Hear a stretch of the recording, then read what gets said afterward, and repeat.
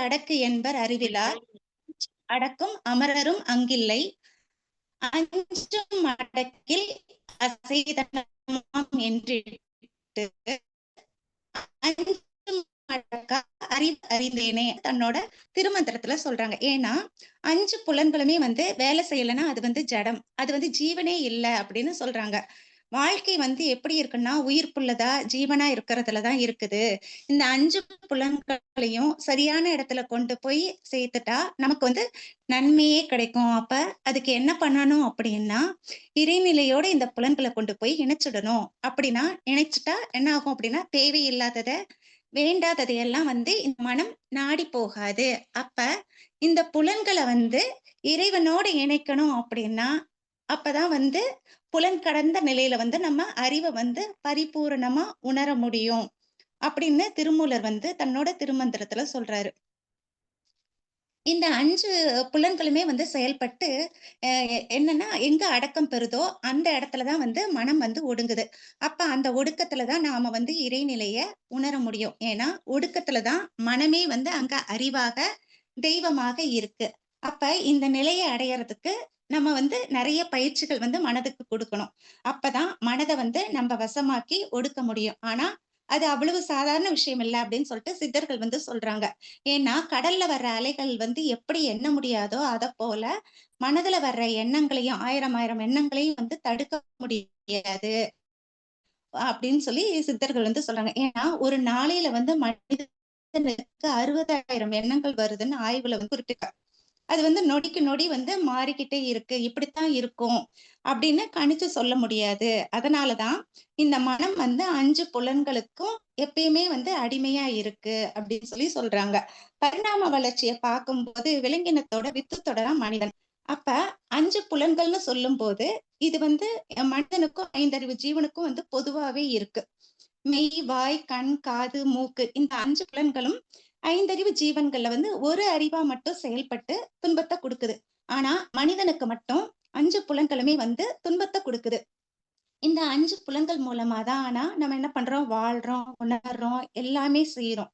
ஆனா 6வது அறிவா வந்து நம்ம கிட்ட இருந்தோம். அதனோட சிறப்பை வந்து நம்மளால உணர முடியாம நமக்கு துன்பம் தான் வருது. அப்ப இந்த 5 அறிவு ஜீவனுக்கும் இந்த 5 புலன்கள் மூலமா தான் வந்து புலன் மயக்கமும் ஏற்பட்டு துன்பத்தை கொடுக்குது. அதனால அது வந்து மாட்டிக்குது. இதுக்கு வந்து நம்ம உதாரணமா என்ன சொல்லலாம் அப்படின்னா இந்த 5 புலன்களுக்கும் வந்து 5 விலங்குகளை வந்து ஒண்ணு ஒண்ணா எடுத்துக்கிட்டோம்னா மெயின் எடுத்துக்கும் போது யானையை எடுத்துக்கிட்டு ஆண் யானையை பிடிக்கிறதுக்காக ஒரு பெண் யானையை நிறுத்தி அதுக்கு முன்னாடி என்ன பண்ணுவாங்கன்னா ஒரு பெரிய பள்ளம் தோண்டி வச்சிருப்பாங்க. அந்த ஆண் யானை வந்து பெண் யானை மேல ஆசைப்பட்டு அது வந்து ஓடி வரும்போது பள்ளத்துல விழுந்து மாட்டிக்கும். யானைக்கு வந்து 5 புலன்கள் இருந்தாலும் அதுக்கு ஸ்பரிசம்ங்கிற அந்த ஒரு புலன் மட்டும் வந்து அந்த ஒரு புலன் மட்டும்தான் வந்து அதுக்கு எதிரி. அது என்ன பண்ணுதுன்னா அந்த ஒரு புலனாலதான் அது வந்து மாட்டிக்குது. அடுத்தது நம்ம வாய்ன்னு சொல்லும்போது மீனை வந்து உதாரணமா எடுத்துக்கலாம். மீன் என்ன பண்ணுது அப்படின்னா புழு வந்து இருக்கு அதை வந்து சாப்பிடணுங்கிற ஆசையில என்ன பண்ணுது அப்படின்னா தூண்டில்ல இருக்கிற உணவை தன்னோட உணவை பார்த்துட்டு புழுவை பிடிக்க வரும்போது மீன் வந்து தூண்டில்ல மாட்டிட்டு அதுல வந்து உயிரை விட்டுடுது. அடுத்தது வண்டுன்னு நம்ம எடுத்துக்கிட்டோம்னா மலர்கள்ல இருக்கிற வாசனையை தேடி தேன் எடுக்கிறதுக்காக வண்டுகள் வரும். அப்படி வந்து எடுக்க வரும்போது அதுலயே வந்து மயங்கிடும். அப்படி மயங்கும் போது என்ன ஆகும்னா மலர்கள் வந்து அந்த வண்டை மூடிடும். அப்ப வாசனைங்கிற அந்த ஒரு புலனால வண்டு வந்து மாட்டிக்கிட்டு தன்னோட உயிரை விட்டுடுது. அடுத்த உறுப்பு வந்து புலன்கள்னு சொல்லும்போது கண், அதாவது விட்டில் பூச்சி என்ன பண்ணும் அப்படின்னா விளக்குல எரியிற நெருப்பை பார்த்து என்ன பண்ணும், அது ஏதோ மினுக்குது அப்படின்னு நினைச்சிட்டு என்ன பண்ணும் அப்படின்னா அந்த நெருப்பை பார்த்து சுத்தி சுத்தி வந்து என்ன பண்ணும் கடைசியில அந்த விளக்குலயே விழுந்து அதுவும் வந்து இறந்துடும். அடுத்தது வந்து செவிக்கு வந்து அசுனமா அப்படின்னு சொல்லிட்டு ஒரு பறவை இருக்கு. அந்த பறவைக்கு வந்து இசைனா ரொம்ப பிடிக்கும். இசை மேல அந்த பறவைக்கு அப்படி ஒரு ஈர்ப்பு. அதனால என்ன பண்ணுவாங்கன்னா வேடுவர்கள் வந்து அந்த பறவையை பிடிக்க வந்து வாசிக்க தொடங்குவாங்க. அப்ப அது எங்க இருந்தாலும் சரி அந்த இசைய கேட்டுட்டு அந்த பறவை வந்து மேல வந்து வட்டமிட்டு சுத்த ஆரம்பிக்கும். கீழ என்ன பண்ணுவாங்க அப்படின்னா, அதுக்கு கீழ வந்து நெருப்பு வந்து அ ப நெருப்பு எரிச்சு என்ன பண்ணுவாங்க, பத்த வச்சு அதை நெருப்பு எரிஞ்சுகிட்டு இருக்கும். இந்த பறவை என்ன பண்ணும்னா, அந்த இசைய கேட்டுட்டு மேல வட்டமிட்டுக்கிட்டே இருக்கும். அத பார்த்த உடனே அவங்க என்ன பண்ணுவாங்கன்னா, அந்த வேடுவர்கள் வந்து அந்த இசைய நிறுத்திட்டு சாப்பறை அப்படிங்கிற ஒரு இது மேளத்த என்ன பண்ணுவாங்க அப்படின்னா, அத வந்து வேகமா அடிப்பாங்க. அப்படி அடிக்கும்போது அது அந்த அந்த சத்தத்த கேட்டு பயந்து என்ன பண்ணும் அப்படின்னா, அந்த பறவை நெருப்புல விழுந்து இறந்துரும். இப்படி ஒவ்வொரு புலன்களால வந்து ஒண்ண மட்டும் அனுபவிக்க வந்த அந்த 5 அறிவு ஜீவன்களுக்கு, அந்த ஒரு புலன் மட்டும் தான் எதிரி. ஆனா, மனிதனுக்கு வந்து அந்த 5 புலன்களுமே எதிரி. இப்படியே 5 அறிவு விலங்குகள் வரையில மனம்ங்கிற ஒண்ணு வந்து செயல்படல. ஆனா, மனிதனுக்கு வந்து 5 புலன்கள் இருக்குது. 6வதா மனம் இருக்குது. அப்ப அந்த மனத கொண்டு தான் புலன்கள அடக்கணும். அதே புலன்கள கொண்டு தான் இறைநிலைய உணரவும் செய்யணும். அப்ப இத வந்து திருவள்ளுவர் என்ன சொல்றாரு அப்டின்னா, "பொறிவாயில் ஐந்தவித்தான் பொய்தீர், ஒழுக்கம் நெறி நின்றார் நீடு வாழ்வார்ன்னு" சொல்றாங்க. அதாவது பொறிவாயில்னு சொல்றது 5 புலன்களால வரக்கூடிய ஆசைகள ஒரு கட்டுக்குள்ள வச்சிருந்தா, வாழ்க்கை வந்து நீடித்து இருக்கும் அப்படின்னு திருவள்ளுவர் வந்து சொல்றாரு. இதுக்கு வந்து உதாரணமா என்னன்னா, ஆமைய பத்தி சொல்றாரு. என்ன சொல்றாங்க அப்படின்னா, ஆமை வந்து என்ன செய்யும் அப்படின்னா, ஆமை வந்து தன்னோட கை, கால்கள வந்து உள்ள இழுத்துக்கிட்டு உருண்டையா கிடக்குமாம். தனக்கு வந்து தேவைப்படும்போது தான் வெளியில வரும். அது வந்து நகர்ந்து போகும்.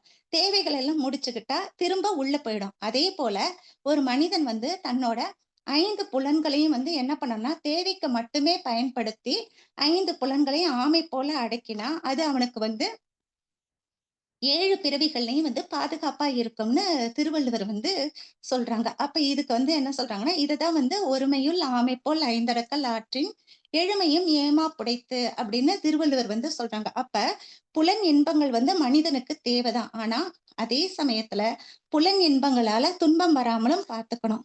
ஆமைய போல தேவை இருக்கும்போது மனிதன் தன்னோட புலன்கள பயன்படுத்தி இயற்கை இன்பங்கள வந்து துய்க்கணும். தேவை இல்லாத போது புலன்கள கட்டுப்படுத்தி இறைவன் மேல வந்து செலுத்தணும். இப்படியே 5 புலன்களும் வந்து கட்டுக்குள்ள வரும்போது மனம் வந்து ஒடுங்கணும். அப்ப மன ஒடுக்கத்துக்கு அப்படி ஒடுங்கினா தான் இறைவன வந்து நம்ம இறைநிலை வந்து உணர முடியும். அதுக்கு தவம் பண்ணணும். அப்ப இந்த மன ஒடுக்கம் எப்படி வரும் அப்படின்னு பார்த்தோம்னா, மகரிஷி வந்து அதுக்கு நமக்கு பயிற்சி முறைகள குடுத்திருக்காங்க. இப்ப ஒடுக்கத்துக்கு மகரிஷி என்ன சொல்ல வராங்க அப்படின்னா, மனம்ங்கிறது வந்து அடக்க நினைத்தால் அலையும், அறிய நினைத்தால் அடங்கும் அப்படின்னு சொல்லி சொல்றாங்க. அப்ப இந்த ஒடுக்கத்துக்கு காரணம் என்ன அப்படின்னா மனம் தான். அப்ப முதல்ல மனம்னா என்ன? அப்படின்னு பார்த்தா எல்லாருக்கும் தெரியும் எண்ணங்களின் தொகுப்பு தான் மனம்னு சொல்லலாம். அதே மாரி உயிரின் படர்க்கை நிலை தான் மனம்னு சொல்லலாம். அப்ப இந்த மனம் எங்கிருந்து வந்தது அப்படின்னு பார்த்தா, இதனோட ஆதி நிலை தான் வந்து சுத்தவெளி. அது வந்து என்ன பண்ணுது? தன்னையே சூழ்ந்தழுத்தும் ஆற்றலால பலவித தன்மாற்றங்களாகி அது வந்து முடிவான இடம் தான் வந்து மனிதன். அப்ப இதுதான் வந்து மனிதன் கிட்ட வந்த 6வது அறிவின் சிறப்புன்னு சொல்லலாம். அப்ப அந்த ஆதியான சுத்தவெளியோட மலர்ச்சியில அந்தமாக அதாவது இறுதியா வந்த அந்த ஒரு வெளிப்பாடு தான் வந்து மனம். அப்ப சுத்தவெளி வந்து எவ்வளவு பவர்ஃபுல்ங்கிறது எல்லாருக்குமே தெரியும். அப்ப அதிலிருந்து கடைசியா வந்த மனமும் சுத்தவெளிய போல ரொம்ப பவர்ஃபுல்லா தான் இருக்கும். அப்ப ஆதி என்ற சுத்தவெளி வந்து எவ்வளவு பேராற்றல், பேரறிவோட இருக்கோ, அதே அளவு அந்தமாகி முடிகின்ற அந்த மனதுக்கும் வந்து பேராற்றல், பேரறிவுங்கிறது வந்து இருக்கு. இப்படியே ஆதியும் அந்தமுமா இருக்கிற அந்த சுத்த வெளியே வந்து மனமாக, அறிவாக மனிதனுக்குள்ள வந்து இயங்கிக்கிட்டு இருக்கு. அப்ப மனித வாழ்வின் நோக்கம் என்ன அப்படின்னா, இறைநிலைய உணரணும், முழுமை பேற அடையணும். அப்ப அதுக்கு வந்து மனம் என்ன பண்ணணும் அப்படின்னா, ஒடுங்கணும். தவத்துல வந்து தவம் பண்ணணும். அப்ப தவத்துல தான் வந்து ஒடுங்க ஆரம்பிக்கும். ஆனா, என்ன பண்ணுது? மனம் வந்து சிதறிக்கிட்டே இருக்குது. ஏன்னா 14-40 அப்படிங்கிற அலைச்சுழல்ல மனம் வந்து இயங்கிட்டே இருக்கும்போது, எதையாவது ஒண்ண யோசிச்சுக்கிட்டே தான் இருக்கும். எப்படின்னா, கண்ணால ஒரு பொருள பார்த்தாலோ, காதால ஒரு பாட்ட கேட்டாலோ, இப்படி எது நடந்தாலும் மனம் வந்து என்ன பண்ணும் அப்படின்னா, அத பத்தி நினைக்காமலோ, பேசாமலோ இருக்க முடியாது. ஏன்னா, ஏதோ ஒண்ண பத்தி மனம் வந்து தொடர்ந்து பண்ணிக்கிட்டே தான் இருக்கும். இப்படி மனம் வந்து சிதறதுனால என்ன ஆகுது அப்படின்னா, தன்னோட வலிமைய வந்து இழந்துருது. அப்ப இது உணர்ச்சி நிலையில வந்து இது வந்து நடக்குது. அப்ப இந்த உணர்ச்சி நிலையிலேயே நம்ம வாழ்க்கைய நம்ம நடத்திக்கிட்டு இருந்தோம் அப்படின்னா, தெரியாம நாம செய்யக்கூடிய சில தவறுகள், அதாவது எங்கேயாவது நடந்து போகும்போது கால் தவறி விழுந்தாலோ, இல்ல எங்கேயாவது இடிச்சுக்கிட்டாலோ, நாம என்ன சொல்றோம், "நான் வந்து பார்க்கல" அப்படின்னு சொல்லி சொல்றோம். ஆனா கண்ண திறந்து தான் நடந்தோம். வேலை செஞ்சோம். ஆனா மனம் வந்து எங்கேயோ வேற எங்கேயோ இருந்தது. அப்ப அந்த இடத்துல வந்து குவியல. அப்ப மனம் வந்து என்ன பண்ணணும்? அடங்கணும், ஒடுங்கணும். இப்ப நம்ம சூரியன் எடுத்துக்கிட்டோம் அப்படின்னா, 9,00,00,000 மைல்களுக்கு அப்பால வந்து சூரியன் இருக்கு. அங்கிருந்து வரக்கூடிய அந்த சூரியனோட கதிர்கள் வந்து சிதறும்போது எப்படி வெளிச்சத்தையும், வெப்பத்தையும் வந்து நமக்கு குடுத்துக்கிட்டு இருக்கு. சிதறி வர்ற கதிர்கள்லயே இவ்ளோ வெளிச்சமும், வெப்பமும் வருது அப்படின்னா, சிதறாத போது சூரியனோட வெப்பம் வந்து எப்படி இருக்கும்? ரொம்ப அதிகப்படியான ஆற்றல குடுக்கக்கூடியதா இருக்கும். ஒரு பேப்பர நம்ம வந்து அடியில வச்சு, அதுக்கு மேல சூரியனோட கதிர்கள ஒரு லென்ஸ் மூலமா குவிச்சா, பேப்பரே பத்திக்கும். அப்ப அது போல தான் மனமும் வந்து சிதறும்போது என்ன ஆகுது அப்படின்னா, இன்பமா இருக்குது, துன்பமா இருக்குது, சோர்வடையுது, சலிக்குது. ஆனா, அப்ப இதெல்லாம் வந்து நடக்கும்போது மனம் சிதறல, உணர்வு நிலையில இருக்கு அப்படின்னா, சிதறாத இந்த மனத வந்து ஃபோக்கஸ் பண்ணினா, இறைநிலைக்கு வந்து என்ன வலிமை இருக்கோ, அதே வலிமை வந்து மனதுக்கும் இருக்கு. அப்ப மனம் தான் வந்து ஒரு மனிதனுக்கு பலமும், பலவீனமும் அப்படின்னு சொல்லலாம். நம்ம மகாபாரத கதையில நம்ம எடுத்துக்கிட்டோம் அப்படின்னா, அ துரோணாச்சாரியாரோட பையன் வந்து அஸ்வத்தாமன். குருஷேத்திர போர் நடக்கும்போது, துரோணாச்சாரியார வீழ்த்துறதுக்கு என்ன பண்றதுங்கிறது தெரியாது. ஏன்னா, அவர் வந்து பாண்டவர்கள், கௌரவர் 2 பேருக்குமே வந்து அவர் வந்து குருவா இருக்கிறவரு. அப்ப அவர வீழ்த்துறதுங்கிறது சாதாரண விஷயம் இல்ல. என்ன பண்ணலாம் அப்படின்னு நினைக்கும்போது, துரோணாச்சாரியாரோட ஒரே இது என்னன்னா, அவரோட பையன் தான் வந்து அவருக்கு வந்து பலமும், பலவீனமும் அதுதான். ஏன்னா, அவன் மேல அவ்ளோ உயிர வச்சிருப்பாரு. அப்ப பாண்டவர்கள் என்ன பண்ணுவாங்கன்னா, ஒரு யுக்திய கையாளுவாங்க. அதாவது அஸ்வத்தாமன் வந்து இறந்துட்டான்ங்கிற இது சொன்னா, அவர் வந்து ஈஸியா வந்து அவர வந்து வீழ்த்திடலாம். போர்ல நம்ம ஜெயிச்சிடலாம் அப்படின்னு நெனச்சுட்டு, அந்த யுக்திய வந்து கையாளுவாங்க. அப்ப என்ன பண்ணுவாங்க அப்படின்னா, அவரு துரோணாச்சாரியார் இருக்கிற அந்த யுத்த களத்துல வந்து என்ன சொல்வாங்க அப்படின்னா, ஆ அஸ்வத்தாமன்ங்கிற யானை இறந்தத வந்து எப்படி யானை வந்து இறந்திருக்கும். ஆனா, அவங்க சொல்லும்போது என்ன சொல்லுவாங்கன்னா, "அஸ்வத்தாமன் இறந்தாச்சு" அப்படின்னு சொல்லுவாங்க. அந்த யுத்த களத்துல சொல்லும்போது, அத கேட்ட துரோணாச்சாரியார் என்ன பண்ணுவாரு, பையன் போயிட்டான், அஸ்வத்தாமன் தன்னோட ஒரே பையன் போயிட்டான்னு நெனச்ச உடனே என்ன பண்ணுவாரு, அவர் அந்த இடத்திலேயே வந்து விழுந்துருவாரு. அவருக்கு வந்து அவ்ளோ உடல் பலமும், மனோபலமும் அவ்வளவு அதிகம். ஆனா என்னன்னா, எது அவருக்கு வந்து பலத்த குடுத்ததோ, அதுவே வந்து பலவீனம் ஆயிடுச்சு. அப்படி இந்த மனம்ங்கிறது வந்து அந்த அளவுக்கு வந்து ரொம்ப வலிமை வாய்ந்தது. அப்ப இந்த மனத என்ன செய்யணும் அப்படின்னா, குவிக்கணும், ஒருமுகப்படுத்தணும், ஒடுங்கி நிக்கணும். அப்ப அதுக்கு எல்லாத்துக்கும் என்ன பண்ணணும் அப்படின்னா, தவம் பண்ணணும். அப்படி மனத ஒடுக்கி beta, alpha, theta, delta stage வரைக்கும் வந்து ஒடுங்கும்போது, அங்க மனமே வந்து மனம் அப்படிங்கிற இது தாண்டி என்ன ஆகுதுன்னா, தெய்வம் ஆகுது. அப்படியே அந்த தெய்வ நிலைக்கு உயர்ந்தவங்க தான் நம்மளோட குரு வேதாத்ரி மகரிஷி. அப்ப அவர் வந்து என்ன உணர்ந்தாரோ, அத அப்படியே நமக்கு வந்து சொல்லிக் குடுத்துருக்காங்க. ஒரு சாதாரண மனிதனா இருந்தா கூட, இறைநிலை வந்து உணர முடியும் அப்படிங்கிறதுக்கு நெறைய பயிற்சிகள் எல்லாமே எளிமையா வந்து குடுத்துருக்காங்க. இப்ப அந்த காலத்துலலாம் நம்ம எடுத்துக்கிட்டோம் அப்படின்னா, மனத ஒடுக்குவதற்குன்னு சொல்ட்டு 12 வருடங்கள் வந்து பயிற்சி எடுக்கணும். அப்ப அந்த சமயத்துல என்ன பண்ணுவாங்கன்னா, அந்த 12 வருடங்கள் வந்து பயிற்சி நடக்கும். அப்ப உடல்ல ஆதாரமா இருக்கக்கூடிய அந்த 7 சக்கரங்கள்ல ஒவ்வொரு சக்கரத்திலயும் வந்து மனத ஒடுக்கி மந்திரங்கள் சொல்லுவாங்க. இல்ல இந்த மாதிரி அ ஒரு அந்த தேவதைகள நெனச்சு அவங்க வந்து தவம் பண்ணும்போது என்ன ஆகும் அப்படின்னா, அதுல 100 பேர் முயற்சி செஞ்சா, அதுல வந்து ஒருத்தர் மட்டும் தான் வந்து இறைநிலை வந்து உணரவே முடியும். அதேதான் வந்து பதஞ்சலி முனிவரும் அவரோட அஷ்டாங்க யோகத்துல 8 அங்கங்களா வந்து பிரிச்சு, அதுல வந்து முதல்ல 4 நிலைகள் வந்து இயமம், நியமம், ஆசனம், பிராணாயாமம் சொல்ட்டு, இது வந்து உடலுக்கும், அடுத்த 4 வந்து பிரத்யாகாரா, தாரணா, தியானம், சமாதிங்கிறது. இந்த 4 வந்து மனத ஒடுக்கி இறைநிலைய உணர்றதுக்கும் வந்து படிநிலைகளா வந்து அவர் குடுத்திருந்தாரு. ஆனா, அந்த சமயத்துலலாம் வந்து இவங்க அந்தந்த இது இறைநிலை உணர்வதற்காக அவங்க வந்து மனத அடக்கி பயிற்சி எடுக்கும்போது, இல்லற வாழ்க்கையில ஈடுபடக்கூடாது அப்படிங்கிற நெறைய கட்டுப்பாடுகள்லாம் கூட இருந்தது. அதனால அவங்க இறைநிலை உணர்வதுங்கிறதே வந்து ரொம்ப கஷ்டமா இருந்தது. ஆனா, இப்ப வந்து நமக்கு அப்படி இல்ல. மகரிஷி வந்து கட்டுப்பாடெல்லாம் எதுவுமே இல்லாம, டைரக்ட்டா என்ன பண்ணியிருக்காங்க, குண்டலினி சக்திய மூலாதாரத்திலருந்து ஆக்கினைக்கு கொண்டு வந்து நமக்கு புருவ மையத்துல உணர்த்திட்டாங்க. உயிரையும் உணர்த்தியாச்சு, இறைநிலை எப்படி உணரணும், இதுதான் வழி அப்படிங்கிறதையும் வந்து நமக்கு சொல்லிக் குடுத்துட்டாங்க. அப்ப இந்த நிலைக்கு போகறதுக்கு முன்னாடி என்ன பண்ணணும் அப்படின்னா, மனம் வந்து அடங்கணும் அப்படின்னா, அதுக்கு வந்து நமக்கு நாடி சுத்தி, தண்டுவட சுத்தி வந்து பண்ணணும் அப்படின்னு சொல்லிட்டு மகரிஷி வந்து சொல்றாங்க. அப்ப அதுல யோகத்துக்கு வந்து அ ந நாடிகள் சொல்லும்போது 62,000 நாடிகள் இருக்கு. ஆனா யோகத்துல எடுத்துக்கும்போது 3 நாடிகள் தான் இருக்கு. சிறப்பா வந்து முக்கியமா சொல்லப்படுது. அது வந்து இடகலை, பிங்கலை, சுழுமுனை அப்படிங்கிறது. இடகலையும், பின்கலையும் வந்து சமநிலைக்கு வந்தா சுழுமுனை வந்து ஓப்பன் ஆயிடும். அப்ப நாசியில வந்து ஒரு பக்கம் வந்து தந்தை உயிர், இன்னொரு பக்கம் தாயின் உயிர்ன்னு 2மே வந்து இயங்கிட்டு இருக்கு.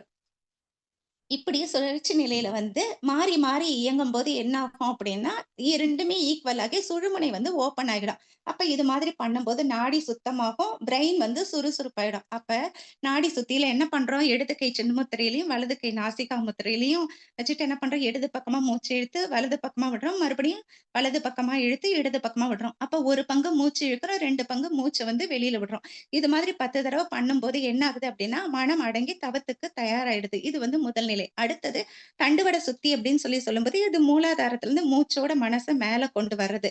அதாவது மேல கொண்டு போறது, திருப்பி மேலருந்து கீழ கொண்டு வர்றது. இப்ப சாதாரணமா நம்ம என்ன பண்றோம், உலகியல் வாழ்க்கை நடத்துறதுக்கு என்ன பண்றோம் அப்படின்னா, எல்லாருமே வந்து கவனிச்சு மூச்ச எடுத்து விடுறதெல்லாம் பண்ண மாட்டோம். ஏன்னா மூச்ச சாதாரணமா என்ன பண்ணுவாங்க எல்லாரும், மேலருந்து கீழ எடுப்பாங்க. அதுக்கப்புறம் மேலருந்து கீழ வரும், உள்ள போகும், வெளியில வரும். இப்படிதான் இருக்கும். ஆனா, இது வந்து உலகியல் வாழ்க்கைக்கு வாழ்ற வாழ்க்கைக்கு இது இப்படிதான் இருக்கும். ஆனா, யோகத்துல அப்படின்னு சொல்லும்போது, ஆன்மீகத்துல பார்க்கும்போது மூச்சு வந்து நமக்கு கீழருந்து மேல இழுக்கணும். மேலருந்து கீழ விடணும். இது வந்து என்ன அப்படின்னு பார்த்தோம்னா, இறைவனை பற்றதுக்கு இந்த வழிதான் நம்ம போகணும். அப்ப உலக வாழ்க்கைக்கு அப்படின்னா நம்ம என்ன பண்ணணும்? அப்படி பண்ணணும். அப்ப இந்த மாதிரி மூலாதாரத்திலிருந்து மூச்ச வந்து மேல கொண்டு வரும்போது, நமக்கு வந்து பிராணவாயு அதாவது ஆக்ஸிஜன் வந்து நமக்கு வந்து அதிகமா கிடைக்கும். அப்ப மூச்சோடு சேர்ந்து மனமும் வந்து பயணிக்க ஆரம்பிக்கும். மனம் வந்து அடங்க ஆரம்பிக்கும். இப்படி கீழருந்து மூச்ச மேல கொண்டு வந்து ஒரு 10 தடவ பண்ணும்போது என்ன ஆகுது அப்படின்னா, மனம் வந்து அங்க வந்து டிஸ்கனெக்ட் ஆயிடும். இப்படியே மனம் வந்து அடங்குவதற்கும், தியானம் பழகுவதற்கும் நாடி சுத்தி, தண்டுவட சுத்தி வந்து ரொம்ப வந்து முக்கியமா இருக்கு. ஏன்னா மன அடக்கத்துக்கு இது வந்து ஆரம்ப நிலை. இப்ப பகவத்கீதையில வந்து கிருஷ்ணர் வந்து என்ன சொல்றார்ன்னா, எவன் ஒருவன் வந்து பிராணனை அபானனாகவும், அபானனை பிராணனாகவும் மாறி மாறி சமநிலைப்படுத்துகிறானோ, அவனே வந்து யோகி அப்படின்னு சொல்றாங்க. இந்த நிலையில வந்து மனம் ஒடுங்கும்னு கீதையில வந்து கிருஷ்ணர் வந்து சொல்றாரு. பிராணன் சொல்லும்போது நம்ம மூலாதாரத்துல மூச்சு எடுத்துட்டு போறோம். மறுபடியும் மேலருந்து மூச்சு விடுறத வந்து அபானன்னு சொல்றேன். இப்படி மாத்தி மாத்தி பண்ணும்போது அத சமநிலைப்படுத்துறவங்க தான் யோகிங்கிறத கிருஷ்ணர் வந்து சொல்றாரு. இப்படி நாடி சுத்தி, தண்டுவட சுத்தி இதெல்லாம் வந்து பண்ணும்போது என்ன ஆகும் அப்படின்னா, வந்து மனம் வந்து அடங்க ஆரம்பிக்கும். அப்ப அடங்கிய மனம் என்ன பண்ணும் அப்படின்னா, ஒடுங்கணும் இல்லையா? அப்ப மனதோட அலைச்சல் வந்து குறையறதுக்கு இங்க தான் வந்து மகரிஷி வந்து அத மனதோட அலைச்சல 4 வகைகளா வந்து பிரிச்சிருக்காங்க. அதாவது பீட்டா அலை, இது வந்து உணர்ச்சி நிலை 14 டூ 40ங்கிற சைக்கிள்ஸ்ல வந்து மனம் வந்து குறையுது. அலைச்சல் வந்து குறையுது. அடுத்தது ஆல்ஃபா இது வந்து அமைதி அலை 13 டூ 8 வந்து ஃப்ரீக்வன்சி வந்து குறையுது. அடுத்தது தீட்டான்னு சொல்லக்கூடிய நுண்ணலை.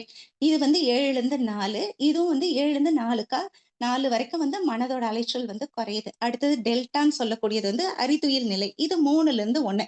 இதுல வந்து ஃபர்ஸ்ட் பீட்டா வேவ்ன்னு சொல்றது வந்து 14 டூ 40ங்கிற அலைச்சல்ல மனம் வந்து இயங்கிட்டு இருக்கும். சாதாரணமா நம்ம பார்த்தோம்னா, காலையில கிச்சன்ல வேலை செய்யும்போது கணவருக்கு வந்து லஞ்ச் ரெடி பண்ணணும், ஆஃபீஸ்க்கு அனுப்பணும், குழந்தைங்களுக்கு காலையில டிஃபனு, லஞ்ச், ஸ்நாக்ஸ் இதெல்லாம் ரெடி பண்ணி 8 மணிக்குள்ள அவங்கள வந்து பேக் பண்ணி அனுப்பணும் அப்படின்னு நம்ம நினைக்கும்போது, கிச்சன பார்த்தா அதுவே நமக்கு ஒரு போர்க்களம் மாதிரியா தான் தெரியும். அப்ப இந்த நிலையில மனதோட அலைச்சல் நம்ம பார்த்தோம்னா 20லிருந்து 25க்குள்ள ரொம்ப பரபரப்பா இயங்கிக்கிட்டு இருக்கும். அதுவே வந்து 25 தாண்டி 30க்கு மேல மனம் வந்து வேகமா அலையும்போது, அப்பதான் என்ன ஆகுது? 5 பெரும் பழிச்செயல்கள் நடக்குது. அப்ப மனசோட அலைச்சூழல வந்து 14க்கும் கீழ கொண்டு வந்து அமைதிப்படுத்தணும். அதுக்கு தவம் வந்து ரொம்ப ரொம்ப முக்கியம். அடுத்தது நம்ம ஆல்ஃபா அலைன்னு சொல்லும்போது, இத அமைதி அலைன்னு சொல்றோம். 13லிருந்து 8க்கு கீழ மன அலைச்சல் வந்து குறையுது. இதுல வந்து நாம டெய்லி வந்து இந்த இந்த நிலைன்னு சொல்லும்போது, இது வந்து தூங்குற நிலைக்கு போயிடுவோம். ஆனா, இந்த இடத்துல வந்து நம்ம வந்து தூங்க மாட்டோம். விழிப்போட இருப்போம். இந்த விழிப்பு நிலையில தான் மனம் வந்து ஆக்கினேன்னு சொல்லக்கூடிய அந்த புருவ மையத்த ஃபோக்கஸ் பண்ணும்போது, மனம் வந்து தன்னையே கவனிக்குது. அப்ப இந்த நிலையில 5 புலன்களும் கட்டுக்குள்ள வந்து 6 தீய குணங்களும் நற்குணங்களா மாறுது. அயரா விழிப்பு நிலை வந்து கிடைக்குது. அடுத்தது தீட்டா அலைன்னு சொல்லும்போது, இத நுண்ணலைன்னு சொல்றோம். 7லிருந்து 4 வரைக்கும். அதாவது இங்க வந்து அமைதி நிலையிலிருந்து ஒடுங்கி, ஒடுங்கி துரியம்ங்கிற நிலைக்கு போறோம். இது வந்து தீட்டா அலை. மனதோட அலைச்சூழல் வந்து குறைந்து என்ன ஆகுதுன்னா, உடல், மனம், புலன்கள் எல்லாம் ஒடுங்கி உயிரையே வந்து கவனிக்குது. அங்க வந்து என்ன ஆகுது? உயிராவே மாறிடுது. அப்ப இந்த அலைச்சூழல்ல மனம் ஒடுங்கி தவம் பண்ணும்போது, ஏற்கனவே சொன்னது போல பழிச்செயல் பதிவுகள் எல்லாமே போகும். அதே மாதிரி மனம் ஒடுங்கும்போது எண்ணம், சொல், செயலால தனக்கும், பிறருக்கும், உடலாலும், மனதாலும் துன்பம் குடுக்கக்கூடாது அப்படிங்கிற உணர்வு வந்து இந்த நிலையில வரும். இந்த ஒடுக்கத்துல தான் நாம சொல்ற வாழ்த்தும், சங்கல்பமும் வந்து சீக்கிரமா செயலுக்கு வரும். ஏன்னா, மனம் வந்து ஒடுங்கிய நிலையில தான் மனதுக்கு வேகமும், நுட்பமும் அதாவது ஓர்மை, கூர்மை, சீர்மை, நேர்மை இதெல்லாமே வந்து வரும். அப்ப இது வந்து உணர்வு நிலையில அங்க மனம் வந்து அறிவாக இருக்கு. அடுத்து நம்ம டெல்டா அலைன்னு சொல்லும்போது, இந்த நிலையில வந்து மனம் ஒடுங்கி, ஒடுங்கி தனக்கு மூலமான சுத்த வெளியோட கலக்கும்போது, மனமற்ற நிலைக்கு வந்து போகுது. ஏன்னா 3லிருந்து 1க்கு கீழ வந்து மன அலைச்சல் வந்து எப்படின்னா 0ங்கிற ஸ்டேட்டுக்கு வந்து குறையுது. அப்ப இத வந்து டெல்டா வேவ் அப்படின்னு நம்ம சொல்றோம். இந்த நிலையில ஒடுங்கி துரியாதீதம் தவம் வந்து நம்ம பண்ணும்போது, அங்க வந்து மனமே என்ன ஆகுது? அறிவாக, தெய்வமாக இருக்குது. இப்ப இறைநிலைங்கிறது ஒரு முனை அப்படின்னா, அது 0 ஸ்டேட்ல இருக்கு. அதனோட மறுமுனையா இருக்கிறது வந்து மனம். அப்ப இது 40ங்கிற ஸ்டேட்ல இருக்கு. அது வந்து 0ங்கிற ஸ்டேட்ல இருக்கு. அப்ப இந்த 40லேருந்து மனிதன் என்ன பண்ணணும் அப்படின்னா, இந்த இடைப்பட்ட இதுல வந்து என்ன ஆகும் அப்படின்னா, வாழ்வின் நோக்கத்த அதாவது 0லேருந்து 40 இது இறைவன், அது மறுமுனை வந்து மனிதனா இருக்கானா, அப்ப இந்த இடைப்பட்ட தூரத்த வந்து மனிதன் வந்து கடக்கணும். அப்ப கடக்கணும் அப்படின்னா என்ன பண்ணணும்? மனிதன் தான் வந்த நோக்கத்த உணர்ந்து, இனிமையா வாழ்றதுக்கு மனதோட வேகத்த 40லேருந்து கொஞ்சம் கொஞ்சமா குறைச்சு 0க்கு போகணும். அப்பதான் வந்து வாழ்க்கை வந்து இனிமையா இருக்கும். அங்க தான் வந்து மனிதன் வந்து மாமனிதனாக இருக்கான். அப்ப அதுக்கு முதல்ல வந்து என்ன பண்ணணும் அப்படின்னா, இது வந்து சாதாரண நிலை கிடையாது. அதுக்கு மனதுக்கு வந்து நெறைய பயிற்சிகள் எல்லாமே குடுக்கணும். ஏன்னா, மனிதனோட உடல், உயிர், மனம் இந்த 3மே எப்படின்னா, எப்பயுமே வந்து வேற வேற ரேஷியோல தான் இருக்கும். நம்ம உடல்னு எடுத்துக்கிட்டோம் அப்படின்னா, அதனோட வேகம் எப்படின்னு பார்த்தா ஒரு 10 மடங்கு அவ்வளோதான் வந்து சொல்லலாம். அப்ப உயிரோட வேகம்னு எடுத்துக்கிட்டா, அது வந்து 100. மனதோட வேகம்னு எடுத்துக்கிட்டா, அது வந்து 1000 மடங்கு வேகத்துல இருக்கும். இப்ப நம்ம வந்து திருப்பதிக்கு போகணும் அப்படின்னு நெனைக்கிறோம் அப்படின்னா, 50 கிலோ வெயிட் உள்ள இந்த உடம்ப தூக்கிக்கிட்டு நம்ம வந்து திருப்பதி போயிட்டு வர்றதுக்கு 2 நாள் ஆகும். ஆனா, மனதால நம்ம நெனச்ச உடனே என்ன ஆகுது? திருப்பதிக்கு போயிட்டே வந்தாச்சு. அப்ப இப்படி உடல், உயிர் இந்த 2ஓட வேகத்த விட மனோவேகம் வந்து ரொம்ப ஜாஸ்தி. அப்ப மனதோட வேகத்துக்கும், ஆசைக்கும் உடலால வந்து ஈடு குடுக்க முடியாது. அப்ப இந்த உடல், உயிர், மனம் இந்த 3ம் வந்து ஒரு ஒத்திசைவோட இருக்கணும் அப்படின்னா, அதுக்கு உடற்பயிற்சி, காயக்கல்பம், தவம் இதெல்லாமே பண்ணணும். ஏன்னா, உடற்பயிற்சி, காயக்கல்பம் இதெல்லாம் பண்ணும்போது, மனத வந்து என்ன பண்றோம் அப்படின்னா, உடல் மேல வச்சு நம்ம வந்து குவிக்கிறோம் பயிற்சிகள் பண்ணும்போது. அப்ப குவிக்கும்போது என்ன ஆகுது, அந்த இடத்துல வந்து ஆற்றல் சேமிக்கப்படுது. அதனால உடற்பயிற்சி வந்து நம்ம தவம்னு சொல்றோம். இந்த நிலையில ஒரு ஒடுக்கம் வரும். அதுக்கப்புறம் வந்து நம்ம என்ன பண்றோம் அப்படின்னா, இது முடிஞ்ச உடனே நம்ம நாடி சுத்தி, தண்டுவட சுத்தி தவத்துக்கு ரெடி ஆகறதுக்கு நம்ம வந்து பண்ணும்போது, மனம் வந்து அங்க அடங்க ஆரம்பிக்குது. அடுத்தது நம்ம வந்து தவம் பண்றோம். அப்ப தவம்னு சொல்லும்போது, தன்னை மறவாது வேறு ஒன்றும் நினையாது இருப்பது தவம்னு மகரிஷி வந்து சொல்றாங்க. இப்படி தவத்துல வந்து எதையுமே நினைக்காம இருக்கறதுக்கு, மனதோட அலைச்சூழல 40க்கு கீழ இருந்து 0க்கு வரும்போது, மனம் வந்து அந்த இடத்துல என்ன ஆகுது? ஒடுங்கி, ஒடுங்கி இந்த ஜீவன் வந்து அந்த பிரம்மத்தோட ஐக்கியமாயிடுது. எப்படியெல்லாம் வந்து மனம் சிதறி அலப்பாஞ்சதோ, அந்த மனமே தவத்துல ஆழ்ந்து ஒடுங்கி, ஒடுங்கி அறிவாக, தெய்வமாக ஆகுது. அப்ப இந்த நிலையில தான் மகரிஷி என்ன பண்ணாங்க, "நான் யார்?" அப்படிங்கிற தத்துவத்த உணர்ந்து நமக்கு சொன்னாங்க. அதே போல ரொம்ப நுட்பமா இருக்கிற அணுங்கிற ஒண்ண பத்தியும் உணர்ந்து, அண்ட சராசரமும் வந்து அணுத்துகள் தான் அப்படிங்கிறதையும் உணர்ந்து வந்து நமக்கு சொன்னாங்க. அப்ப நம்ம வந்து இப்படியெல்லாம் நம்ம வந்து இத பத்தியெல்லாம் அவர் தெரிஞ்சிருக்காருன்னா, அப்ப நம்மளும் எந்த ஒண்ண பத்தி தெரிஞ்சுக்கணும் அப்படின்னாலும், அத விட சிறியதா வந்து அத விட ரொம்ப கீழ வந்து மனம் ஒடுங்கணும். அப்ப அந்த மன அலைச்சூழல நம்ம வந்து குறைக்கணும். அப்ப அதுக்கு நம்ம வந்து என்ன பண்ணணும் அப்படின்னா, தவம் பண்ணணும். தவத்துல தான் மனம் வந்து அடங்கும், ஒடுங்கும். அதே மாதிரி அமைதி அடையும். இந்த நிலைய வந்து திருமூலர் என்ன சொல்றாங்கன்னா, "ஒடுங்கி நிலை பெற்ற உத்தமர் உள்ளம் நடுங்குவதில்லை. நமனும் அங்கில்லை. இடும்பையும் இல்லை. ராப்பகல் இல்லை. கடும் பசி இல்லை. கற்று விட்டார்க்கே" அப்படின்னு சொல்றாங்க. அதாவது ஆசைகளும், புலன்களும் அடக்கி இறைவனைப் பற்றிய நினைவிலேயே ஒடுங்கி இருக்கின்ற தவசிகளோட உள்ளம் வந்து எதுக்குமே வந்து பயப்படாது. நமனம் அப்படின்னு சொல்றது இறப்பு வந்து அவங்களுக்கு இல்ல. இடும்பைன்னு சொல்றது துன்பம் அவங்களுக்கு கிடையாது. இரவு, பகல் அப்படிங்கிற கால வேறுபாடும் வந்து தவம் பண்றவங்களுக்கு இல்ல. பசி, தாகம்ங்கிற உணர்வும் அங்க வந்து அவங்களுக்கு இருக்காது. இதுதான் வந்து மனம் அடங்கி, ஒடுங்கி உண்மை அறிவை பற்றி இருக்கின்ற தவசிகளின் நிலை அப்படின்னு சொல்லிட்டு திருமூலர் வந்து சொல்றாங்க. அப்ப புலனடக்கம் அப்படிங்கிறது வந்தது அப்படின்னா, புலனடக்கம், மன ஒடுக்கம் வந்தா, அப்ப நான் யார்ங்கிறத உணர முடியும். அந்த இறைவனே வந்து நாமாக இருக்கிறோம். நானே அதுவாக இருக்கிறேன் அப்படிங்கிறதையும் நம்ம வந்து அத உணர முடியும். அப்ப எப்படின்னா, இப்ப வந்து இதெல்லாம் உணரணும் அப்படின்னா, நம்ம வந்து அதுக்கு வந்து நமக்கு பயிற்சிகள் வந்து எப்பயுமே வந்து உதவியா இருக்கும். இப்ப நம்ம வந்து கடல்ல ஒரு கப்பல் வந்து பயணிக்குது அப்படின்னா, அதுக்கு கலங்கரை விளக்கம் வந்து ஒரு வழிகாட்டியா இருக்குது. அதப்போல மகரிஷி நமக்கு வந்து சொல்லிக் குடுத்திருக்கிற இந்த உடற்பயிற்சி, காயகல்பம், தவம் இதெல்லாம் செய்யும்போது, மன ஒடுக்கத்துல என்ன ஆகும் அப்படின்னா, அந்த இறைநிலையை உணர்வதற்கு நமக்கு மனவளக்கலை பயிற்சிகள் எப்பயுமே வந்து நமக்கு உறுதுணையாகவும், வழிகாட்டியாகவும் இருக்கும்னு சொல்லி, இந்த சிந்தனையை இத்துடன் நிறைவு செய்து கொள்கிறேன். வாய்ப்பளித்தமைக்கு நன்றிகள் ஐயா. வாழ்க வளமுடன். வாழ்க்கை வளமுடன். நம்ம ஆனான எலியே வந்து ஐந்தறிவு எலியே வந்து அது பாட்டுக்கு ஒடுங்கி இருக்கிற அளவில் ஓப்பனிங்கே வந்து செம்மையா கொண்டு போயிட்டீங்க. கொழுக்கட்டை மிச்சம் இன்னும் இருக்கு, எப்படி சாப்பிடுவது தெரியல. வாழ்க்கை வளமுடன். ரொம்ப நல்லா இருந்துச்சுமா. அதாவது இந்த வேதாத்திரிய தத்துவத்தை வந்து இது நீங்க சொன்ன கவரேஜ் பண்ண பாயிண்ட்ஸ் பார்த்தீங்கன்னா, குறைஞ்சது ஒரு 2 மணி நேரம் ஆகணும். அது எப்படி இந்த 25 நிமிஷத்துல முடிச்சீங்க அப்படிங்கிறது மிக மிக சிறப்பு. நிறைய பாயிண்ட்ஸ் கவரேஜஸ். ஐம்புலன்கள் வந்து இறைநிலையோட வந்து இணைக்கணும் அப்படின்னு சொன்னா, ஐம்புலன்கள் ஒடுங்குனா தான் வந்து மனம் ஒடுங்கும் அப்படிங்கிறது. அதுல அது மட்டும் இல்லாம ஒண்ணொன்னு சொன்ன உதாரணங்கள் இருக்கு பாருங்களேன். மெய்வாய் அதாவது யானை ஸ்பரிசத்திலிருந்து கடைசியில இந்த செவி ஓசைக்காக வேண்டிய இந்த இசையின் இந்த பறவையோட வந்து அடக்குனாங்க பாருங்க.